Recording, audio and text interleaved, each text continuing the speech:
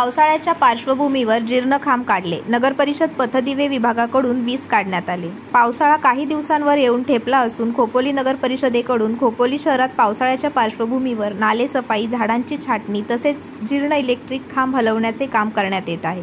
खोपोली नगरपरिषद पथदिवे विभागाकडून विद्युत अभियंता सुरेश तायडे, सहाय्यक अभियंता जितेंद्र सोलंकी यांच्या देखरेखीखाली दिनेश इलेक्ट्रिक अँड वर्क्स यांच्याकडून खोपोली शहरातील वासरंग रेल्वे गेट ते लवजी रेल्वे गेट, मुंबई पुणे महामार्ग, नवघर तसेच विविध भागातील जीर्ण नादुरुस्त इलेक्ट्रिक खांब काढण्यात आले.